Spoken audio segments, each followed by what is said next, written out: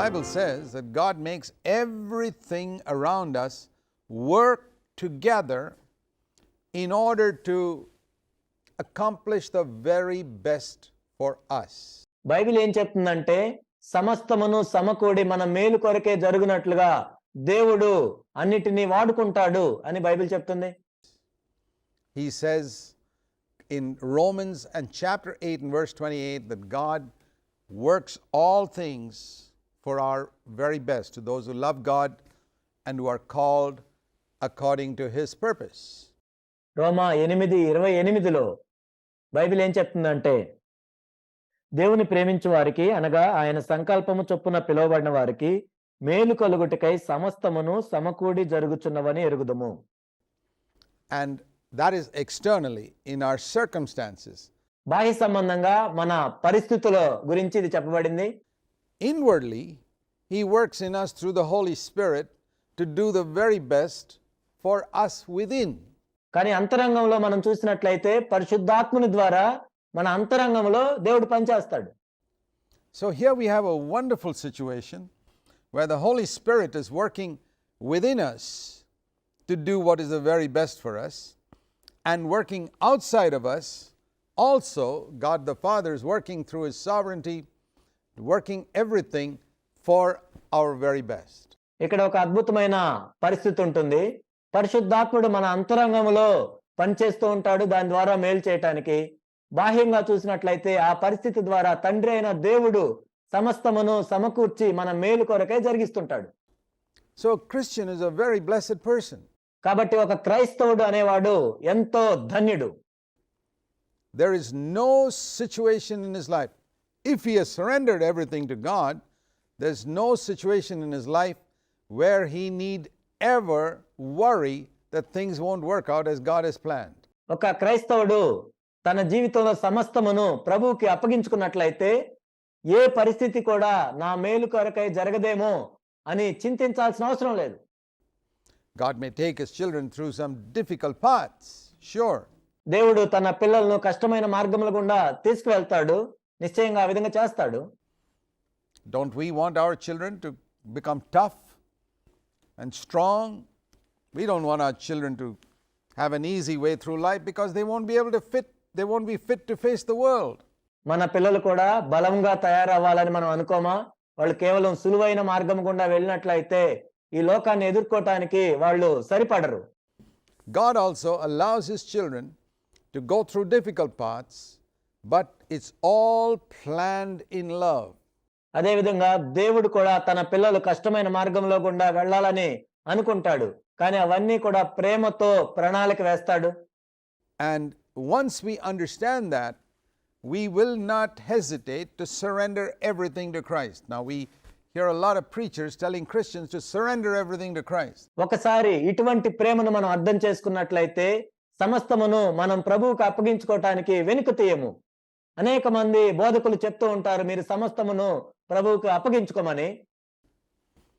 And a lot of Christians hear that and agree with it. They nod and say that's right, but they don't surrender all because they're not so sure whether it's going to work out for the very best if they surrender everything to Christ. దానికి మనం తలూపుతాము, ఒప్పుకుంటాము, కానీ నిజముగా ప్రభువుకి సమర్పించుకోము. ఎందుకు అంటే మనకు తెలియదు అది నిజంగా మన మేలు కొరకు జరుగుతుందో లేదో మనం నిశ్చయంగా ఉండం. And that's why it's very important for us to be gripped by what Jesus tried to emphasize to his disciples, that their heavenly Father was interested in the very best for them. అందుకే యేసుక్రీస్తు ప్రభువారు తన శిష్యులతో ఒక మాట చెప్పారు, మీ పరలోకపు తండ్రి మిమ్మల్ని ఎంతో నిశ్చయముగా ప్రేమిస్తున్నాడు అనే విషయాన్ని చెప్తూ ఉన్నారు. ఆ సత్యాన్ని మనం కూడా గట్టిగా పట్టుకోవాలి. He used so many illustrations. He said they never need have any fear because the Father who feeds the birds would feed them, the one who clothes the grass of the field. కాబట్టి యేసుక్రీస్తు ప్రభువారు శిష్యులతో ఈ విధంగా చెప్తూ ఉన్నారు, మీరు ఆకాశ పక్షులను చూడండి, దేవుడు ఏ విధంగా పోషిస్తున్నాడో. మీరు వస్త్రముల గురించి చింతించాల్సిన అవసరం లేదు. అడవి పువ్వులను చూడండి, ఆయన ఏ విధంగా అలంకరించాడు. Would clothe them and take care of all their needs. దేవుడు మీ ప్రతి అవసరాన్ని తీరుస్తాడు అని ప్రభు చెప్తూ ఉన్నాడు. There's a wonderful promise in Philippians 4 and verse 19 which says, Philippi 4:19లో ఎంతో అద్భుతమైన వాగ్దానం ఉంది. My God will supply all your need according to his riches in glory by Christ Jesus. కాగా దేవుడు తన ఐశ్వర్యము చొప్పున క్రీస్తు యేసునందు మహిమలో మీ ప్రతి అవసరమును తీర్చును. That means God doesn't give us everything we want. Thank God he doesn't do that. దేవుడు మన కోరికలన్నిటినీ తీర్చడు.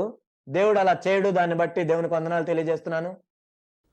His love is the love of a father who desires the very best for his children, and a good father will not give his children everything they want, but he will give his children everything they need. దేవుని ప్రేమ ఎలా ఉంటుందంటే, ఒక తండ్రి తన బిడ్డ మీద ఎటువంటి ప్రేమను కలిగి ఉంటాడో అలాంటి ప్రేమను దేవుడు కలిగి ఉంటాడు. ఎందుకంటే ఒక మంచి తండ్రి పిల్లవాడు అడిగిన ప్రతిదీ ఇవ్వడు, కానీ ఏదైతే అవసరమో అదే ఇస్తాడు. ప్రతి కోరికను తీర్చడు. And that is how God is too. దేవుడు కూడా అలానే ఉంటాడు. The promise in Philippians 4 and verse 19 is God will supply all your need. అందుకే ఫిలిప్పి 4:19లో మనం చూసినట్లయితే దేవుడు మీ ప్రతి అవసరాన్ని తీరుస్తాడు. So think of that, the pictures that we have considered of God as a very compassionate mother and a very loving father, the combination of both. కాబట్టి దేవుని ప్రేమను మనం చూసినట్లయితే దేవుడు ఎంతో కనికరం గల తండ్రిగా ఉన్నాడు, ఎంతో ప్రేమ గల తల్లిగా ఉన్నాడు. As a parent interested in the very best for their child. తన బిడ్డకు మేలైనది చేయాలనే తల్లిదండ్రుల వలె ఉన్నాడు. So a true child of God, one who surrendered everything to Christ, is the most blessed man on the face of the earth, really. క్రీస్తుకు సమస్తము సమర్పించుకున్న నిజమైన దేవుని బిడ్డ ఈ భూమి మీద ఎంతో ధన్యుడు నిజంగా. And it is this blessedness that the devil wants to deprive you of by warning you and telling you not to surrender this part of your life or not to surrender that part of your life. And that's the part of your life which is going to be under the control of Satan, the area where he's going to have power, and that's the area of a life that's going to cause problems for you forever. కనుక సైతాన్ ఏం చేస్తాడంటే, నీకు ఇటువంటి ధన్యత కలగకుండా చేయాలని నీవు ఆ విషయంలో దేవునికి సమర్పించుకోవద్దు, ఈ విషయంలో సమర్పించుకోవద్దు అని నిన్ను హెచ్చరిస్తూ ఉంటాడు. తద్వారా ఆ విషయంలో దేవుని యొక్క శక్తి నీలో ఉండదు. సైతాను అధికారాన్ని కలిగి ఉంటాడు. కాబట్టి ఎల్లప్పుడూ ఆ విషయంలో సమస్యలు వస్తూనే ఉంటాయి. So isn't it wonderful to be able to give all, like it says in Romans 12 and verse 1. కాబట్టి సమస్తము దేవునికి అప్పగించుకోవటం ఎంతో శ్రేష్టమైన విషయం కాదా? I beseech you, brethren, Paul says, in view of all the mercies of God, present your bodies a living sacrifice to God, which is your reasonable service or spiritual service of worship, which means the least that you can do to express your gratitude to God.